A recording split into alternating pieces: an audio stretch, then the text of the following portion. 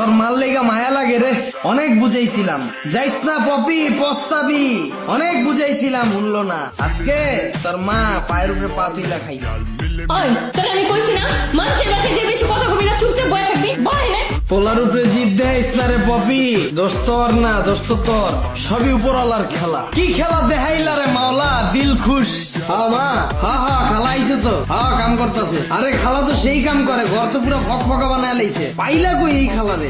জীবনের প্রথম মা একটা ভালো কাম করছে তুমি। ঠিক আছে মা, তাহলে পরে কথা কই রাখ। বাবা সকাল থেকে কিছু খাইছস? আহারে, তোর লেগে আরো বেশি আফসোস লাগে আমার। 4 বছর আগে তোর মা যদি ভুল সিদ্ধান্ত না লইতো, আজকে তুই রাজপুত্রের মতো থাকতি। সকালবেলা উঠতি, ডাইনিং টেবিলে বইতি, দেখতি গরম গরম পাউরুটি, সামনে জেলি, বাটার, 10 পদের ফল, ইংলিশ মিডিয়াম স্কুলে পড়তি। সবই নসিব, কিচ্ছু করার নাই। তোর আব্বা কি করে রে? আব্বা কিছু করে না, খালি বাসায় আম্মুর মানে। কি কস? মারে কে? আব্বা জুয়া খেলে, আম্মুর কাছে টাকা চাইলে আম্মু টাকা না দিলে পরে মানে। আরে পপি, কি করলি রে পপি? 3 বছর ধরে তোর লগে সম্পর্ক করলাম, কোনোদিন গায়ে হাত তুললাম না। এই রাত 12টা বাজে তুই ফুচকা খাইতে চাইছস, রাত্রেবেলা 12টা বাজে যায় ফুচকা আলারে উড়ায়া ফুচকা বানায়া তোর লেগে লয়ে গেছিলাম, তোরা খাওয়াই দিয়া তারপর আইছি। আরে দিনগুলোর কথা মনে উঠলে বুকটা ফাইটটা যায় রে পপি, বুকটা ফাইটটা যায়। এই চল কাম শেষ।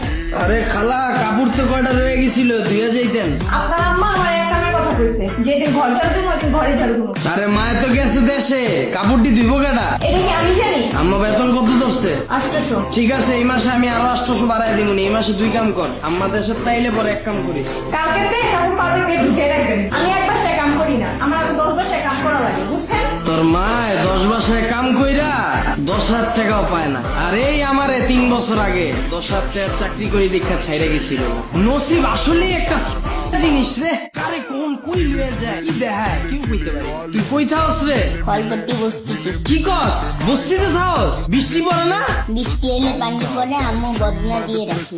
আহারে পপি, কি করলি রে পপি? ইস রে, এসির বাতাস ছুঁয়া তুই বস্তিতে ঢুকছস বদনা লয়া। 4 বছর আগে আমার রুচি এত খারাপ আছিল, যদি ওই সময় বুঝতাম কচু গাছের লগে গলায় ধরে দিতাম, কেমনে ভালোবাসলাম এই কামের বেডি রে।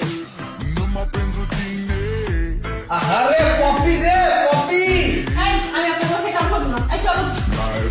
আপনারা অনেকে জানেন গত 10-15 দিন আগেও আমার পেজে শুধুমাত্র 2500 ফলোয়ার ছিল।